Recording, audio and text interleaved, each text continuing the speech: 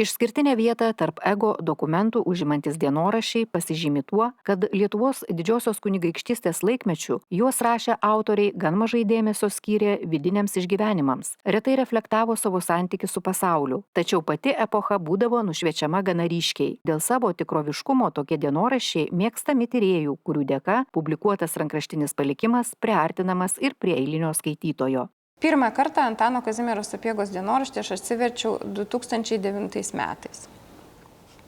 Dėl įvairių priežasčių, po truputėlį aš jį skaitinėjau, galbūt kažkuria prasme savo malonumui, pažindama tekstą, autorių, ieškodama informacijos, domėdamasi, taip nenuosekliai, bet tarsi ilsėdamasi šalia kitų tyrimų. Ir tik tai 2018 metais jau prasidėjo rimtas darbas su šitų dienoraščių, kuomet gavau finansavimą.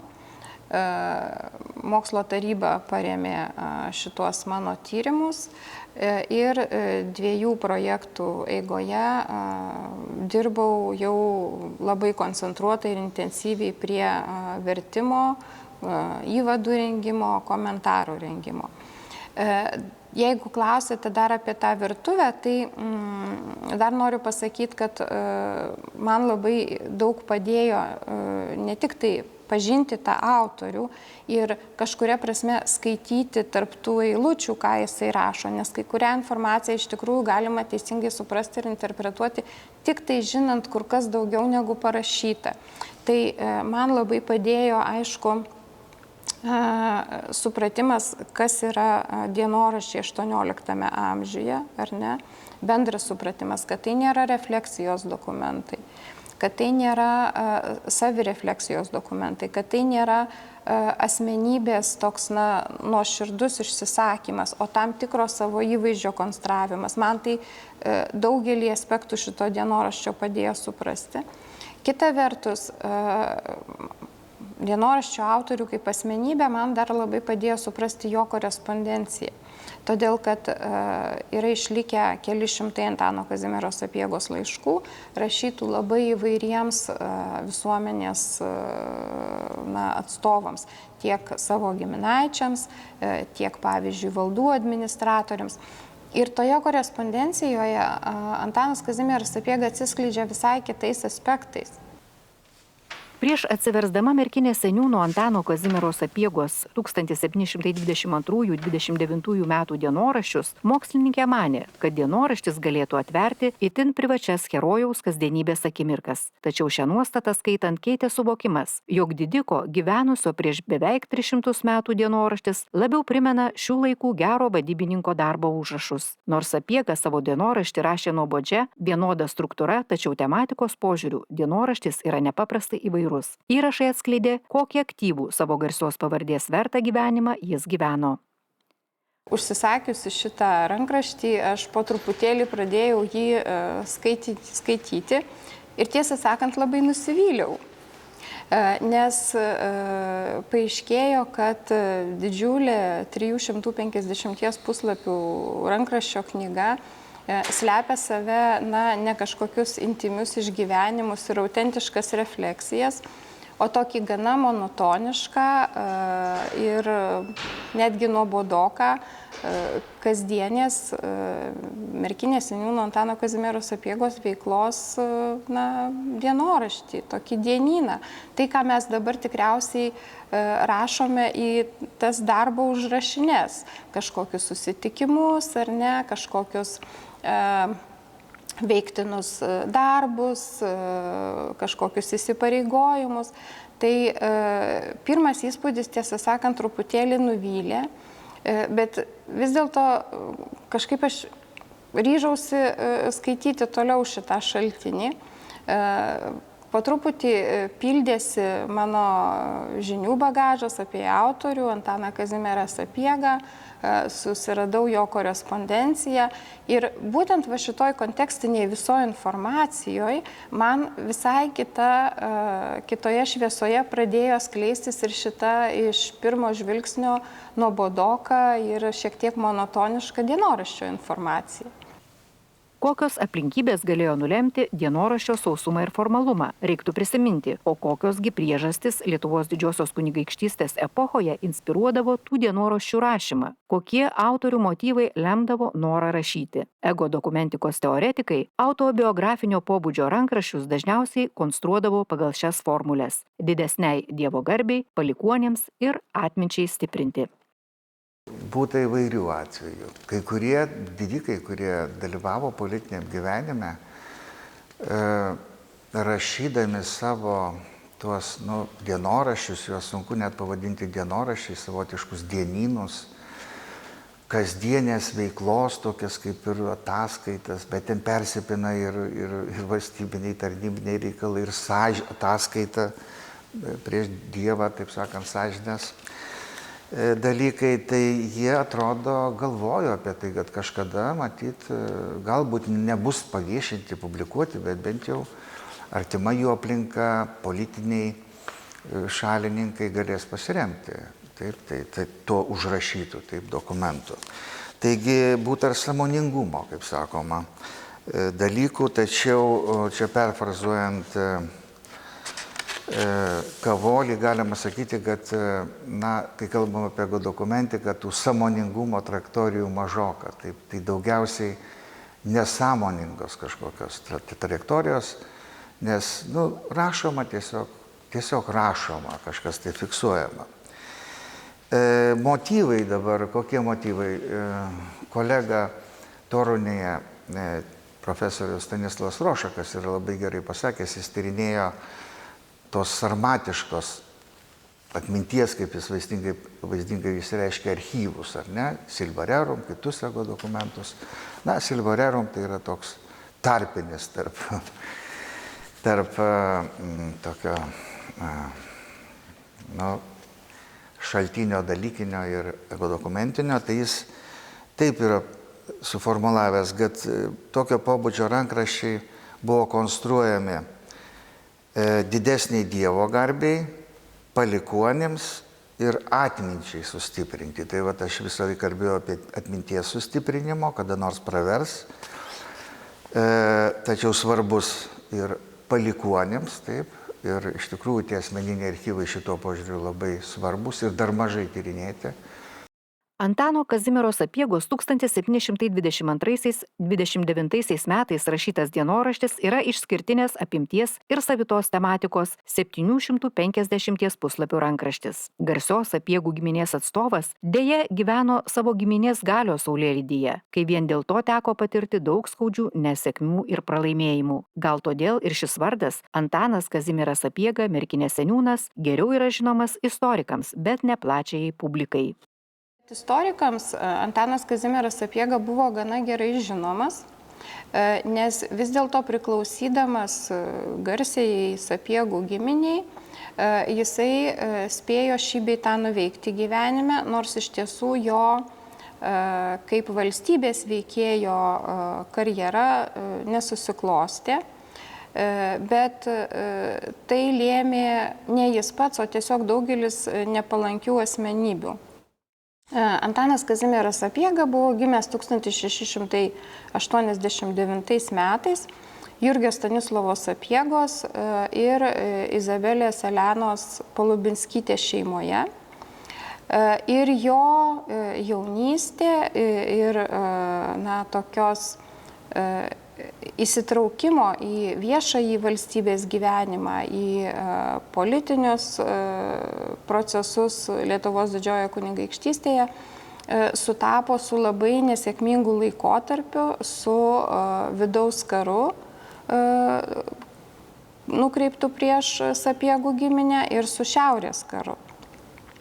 Todėl po to Valkininko mūšio, kuriame, kaip tikriausiai visi prisimenam, Sapiegos buvo sumušti, ar ne, po šiaurės karo, kuomet apskritai visa Lietuvos didžiosios kunigaikštystės teritorija ir taip pat Sapiegų valdos buvo labai nuniokotos, išgrobstytos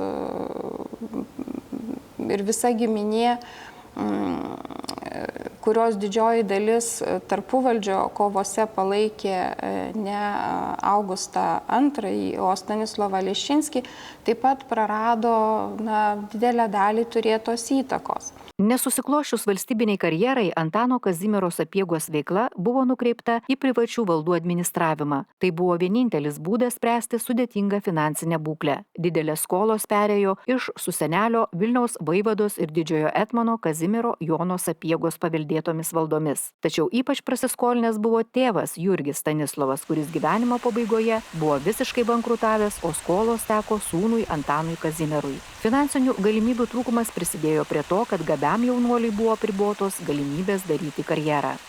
Kazimieras Sapiega apie 1720 metus po senelio, visiems gerai žinomo Lietuvos didžiosios kunigaikštystės etmono Vilniaus vaivados Kazimiero Jono Sapiegos mirties.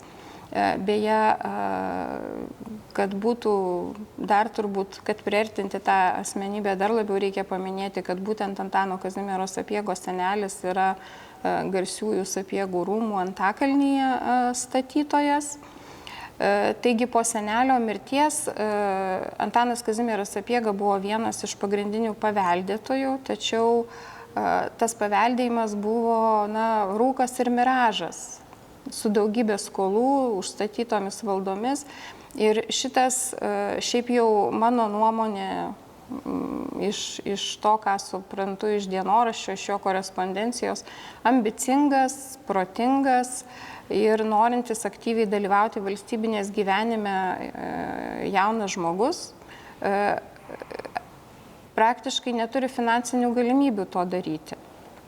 Negana to, visą gyvenimą Antanas Kazimieras Sapiega buvo opozicijoje valdovui, Augustui II, ir šių savo nuostatų pernelyg neslėpė. Taigi valdovo dvare jis taip pat nesulaukė, kaip čia pasakyti, paramos ir palaikymo. Ir didesnės karjeros kaip pareigūnas jis nepadarė. Pirmoji dienoraščio knyga buvo pradėta su motinos mirties dėl paveldėjimo prasidėjusiais nesklandumais. O štai nuo 1722 metų Antanas Kazimieras Sapiega pradeda rašyti aiškiai struktūruotą dienoraštį ir tai trunka 11 metų. Per tą laiką jis parašo 2 rankraštinės knygas. Šiuo metu knygos yra saugomos Lietuvos mokslo akademijos Vrublevskių bibliotekoje. Tam tikri pasikartojimai dienoraštyje rodo, kad Sapiega pirmiausia diktuodavo juodraštį, kurį vėliau perskaitydavo, galbūt taisydavo arba papildydavo, tada sekretorius perrašydavo į knygą. Nes iš Sapiegos įrašų dienoraštyje galime suprasti, kad pirmiausia jo sekretorius, jo netgi pavardėto sekretorius yra dienoraštyje užfiksuota, Dolmanas, užrašydavo Sapiegai diktuojant juodraštį. Tada Sapiega tą juodraštį patikrindavo, galbūt pataisydavo, galbūt papildydavo, bet jisai pats mini, kad jis perskaitydavo tą juodraštį ir tik tai tada jau būdavo rašomas šitas švarraštis, pasakykime taip. Ir iš tiesų Sapiega dienoraštyje visiškai nemelavo, jis sakė gryną tiesą, todėl kad netgi vertant rankraštį matosi, kad jis rašytas ne vieno žmogaus ranka, nes perrašinėjo tą dienoraštį ne tik tai tas jau minėtas Sapiegos sekretorius, bet ir pats Sapiega. Ir man atrodo, šitas momentas yra labai svarbus, todėl kad jis rodo, kad Sapiegai šitas dienoraštis buvo labai reikšmingas. Emocijų ir asmeniškumų Sapiegos dienoraštyje praktiškai nėra. Šis dienoraštis buvo skirtas ne savo, bet kaip dokumentas paveldėtojams. Autorius rašydamas akivaizdžiai žinojo, kad užrašai bus skaitomi ir skaitomi labai atidžiai. Rašydamas dienoraštį jis nori reabilituoti savo sudėtingą finansinę situaciją, parodyti, kad visą gyvenimą dėjo pastangas išpirkdamas praskolintas motinos valdas arba sureguliuoti finansinius santykius su tėvu. Jurgis Stanislovas Sapiega, Antano Kazimiero Sapiegos tėvas, labai buvo finansiškai neatsargus ir neatsakingas. Gyvenimo pabaigoje jis buvo siaubingai prasiskolinęs, jo skola siekė tuometiniais pinigais, tyrėjai yra paskaičiavę apie 2 milijonus auksinų. Iš tikrųjų, giminė buvo labai priešiškai nusistačiusi prieš Jurgį Stanislovą Sapiegą, norėjo dėl jo neatsakingų poelgių paskelbti jį neveiksniu ir sūnaus santykiai su tėvu buvo labai komplikuoti. Bet viso šito dienoraščiuose mes nerasime. Mes rasime labai korektiškus, nuoseklius, detalius pasakojimus, kaip jisai bando su tėvu susitarti. Kartais rasime tam tikras, tarsi prasprūstančias frazes apie tai, kad tėvas nuolat keičia nuomonę, kad įvelia sūnų į neatsakingus finansinių požiūrių, tiksliau bando įvelti sūnų į neatsakingus finansinių požiūrių sandėrius, ar ne, su tėvo sūnaus. Mes kalbam apie tėvo sūnaus santykius. Ir vis tiek tėvas bando iš sūnaus išspausti kiek įmanoma didesnę naudą ir sudaryti sąlygas sūnui, visiškai nenaudingas finansiškai. Dienoraštyje gana korektiškai ir aptakiai aprašomi sudėtingi autoriaus santykiai su tėvu, nors jie buvo labai komplikuoti. Antanui teko su tėvu bylinėtis ne teismuose bei visą savo gyvenimą, darbais įrodinėti, kad jis nėra toks neatsakingas kaip jo tėvas. Nors dienoraščio tekste yra eilutės, kuriuose autorius bando susitarti, ieško tėvui pateisinamų žodžių. Tie santykiai buvo sudėtingi, komplikuoti. Antanas Kazimieras Sapiega netgi įregistravo Lietuvos vyriausiame tribunole savo atsisakymą nuo tėvo paveldėjimo, kas iš tikrųjų yra, iš esmės beprecedentinis atvejis Lietuvos didžiosios kunigaikštystės istorijoje. Aišku, galbūt Antanui Kazimierui Sapiegai kažkuria prasme šitą apsisprendimą palengvino tai, kad jis dėja nesulaukė palikuonių, vaikų jisai neturėjo.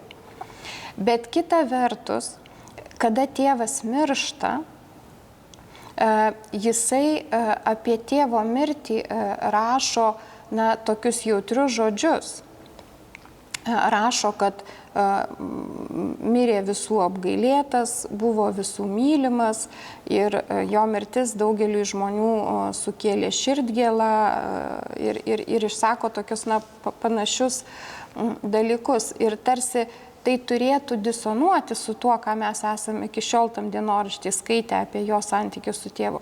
Kita vertus, man yra tekę nemažai dirbti su proginiais kūriniais to laikotarpio Lietuvos didžiosios kunigaikštystės.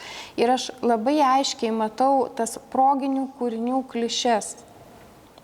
Tai yra nenuoširdus pasakymas, nenuoširdi nuomonė, nenuoširdus atsivėrimas, bet topai proginės literatūros, kuriais jisai atsitveria nuo savo tikrųjų jausmų, nuo savo tikrosios savijautos. Vienas šiltesnių epizodų dienoraštyje atsiskleidžia kalbant apie žmoną Teresę Vichovską, kuri tekėdama už Sapiegos jau buvo našlė, turėjusi 2 vaikus iš pirmos santuokos. Šeimininis didiko gyvenimas susiklostė gerai, sutuoktiniai rūpinosi vienas kitu, ypač tą globą jautė Antanas Kazimieras sirgęs įvairiomis ligomis, kentė sąnarių skausmus. Jau tuo metu, kai rašo dienoraštį, Antanas Kazimieras Sapiega yra šitos ligos priepuolių kamuojamas ir kamuojamas nuolat. Liga, kaip jau sakiau, skausminga ir gali žmogų savaitėmis, mėnesiais prikaustyti prie patalo, nes dėl sąnarių skausmų žmogus negali judėti. Ir vienas iš tokių intimiausių epizodų yra tai, kaip Sapiega dienoraštyje rašo, kad labai susirgau, labai didelis skausmas man įsimetė į dešinę ranką. Ir mano žmona budėjo prie manęs ir šiltais rankšluosčiais mane visą dieną klostė ir gelbėjo tose skausmuose. Tai toks atrodo tarsi labai nedidelis ir ne jokia paslaptis tame atsivėrime, bet vis dėlto jis šito dienoraščio kontekste yra labai toks betarpiškas ir labai intymus. Dienoraštyje nemažai informacijos apie Sapiegos kaip religinės bendruomenės narį, kuris globoja dvasininkiją, vadino save pijorų globėjų, rūpinosi savo valdose gyvenančių unitų ir stačiatikių maldos namais. Nors dauguma tų susitikimų yra skirti finansiniams įsipareigojimams reguliuoti, religija atliko svarbų vaidmenį kasdieninėme didiko gyvenime. Dienoraštyje užsimenama apie jo asmeninį santykį su šventumu. Detalūs religinių papročių aprašymai net netrodė verti paminėjimo kaip labai akivaizdus dalykai. Su religinė tema susiję piligriminių kelionių aprašymai, kurių būta nemažai, nors dvasinių patirčių juose nedaug. 1732 metais Sapiega iš Varšuvos su žmona atlieka jau tokią tikrą piligriminę kelionę į Čenstakavą. Čenstakava taip pat yra susijusi su mergelės Marijos garbinimu, ar ne? Bet konkrečiai kalbant apie šitą kelionę į Čenstakavą, dar toks yra ir juokingas, ir tuo pačiu netgi truputį graudus momentas, kuomet atvyksta jau Sapiegos į tą Čenstakavą, aišku, kadangi jis yra garsios giminės atstovas, vienuoliai sutinka Sapiegas labai iškilmingai, prie vartų, su vienuolyno vyresniuoju, su visais broliais, saliutuojama iš patrankų jiems atvykstant ir paskui jiems aprodomas visas vienuolynas ir be abejo vienuolyno lobynas. Ir įdomu tai, kad tas toks išlaikytas, toksai labai santūrus Sapiega čia praranda savo santūrumą ir atsidūręs tame lobyne, atsidūręs Čenstakavoje, jis kalba ne apie dvasinius kažkokius potyrius, o atsidūręs lobyne jis kalba apie tai, kokio prabangumo drabužius, kokiais brangiais akmenimis jis ten matė. Ir tam skiria ne vieną eilutę aprašyti ir rašo, kad milijoninės sumos tuose lobynuose. Antano Kazimiero Sapiegos tekstas tik iš pirmo žvilgsnio galėtų pasirodyti nesudėtingas. Kaip sako tyrėja, ne visada gerai skaitomas rankraštis, senąja lenkų kalba, daug lotyniškų posakių ir žodžių, daug teisinių ir finansinių terminų. Nemažai laiko atėmė asmenvardžių ir vietovardžių šifravimai. Liko neidentifikuoti asmenys, dažniausiai tai amatininkai, smulkus pirkliai, kurie buvo minimi tik vardu ir pavardę, nenurodant pareigų. Kadangi dalis vietovardžių taip pat neišlikė, tai gerokai apsunkino jų identifikavimą. Stengiausi identifikuoti ir vietovardžius. Tai buvo beje labai įdomu, nes tokiu būdu aš ir apie pačias keliones galėjau sužinoti daugiau, galėjau sužinoti, pavyzdžiui, kokį atstumą nukeliauja per dieną, ar ne, kaip atrodo ta kelionės dinamika. Bet dėja taip pat ne visus vietovardžius ir asmenvardžius man pavyko identifikuoti, tačiau tai, ką pavyko nustatyti, tai buvo iš tikrųjų ir man pačiai labai įdomu ir manau, kad skaitytojams taip pat turėtų būti įdomu, nes antrosios šito dienoraščio knygos publikacijoje būtent atiduodama pagarbą ir duoklę tam dažnam Sapiegos keliavimui, sudariau tokį kaip ir jo dienoraščio rašymo metu vykusių kelionių itinerarijų, kad skaitytojas tiesiog galėtų tą informaciją turėti vienoje vietoje ir pastebėti dar vieną to dinamiško dienoraščio autoriaus gyvenimo aspektą. Antanas Kazimieras Sapiega negailėjo laiko prašydamas savo viešąjį gyvenimą, nors jo vidinis pasaulis poelgių motyvacijos ir baimės liko amžių šešėlyje. Pasiryžus pažinti šią 18 amžiaus asmenybę, jo gyvenimo kasdienybę, šiandien galime atsiversti jau publikuotą rankraštinį šaltinį knygos pavidalu, su tyrėjos paaiškinimais ir komentarais, kurie padeda priartinti praeities epochą ir joje gyvenusius žmones.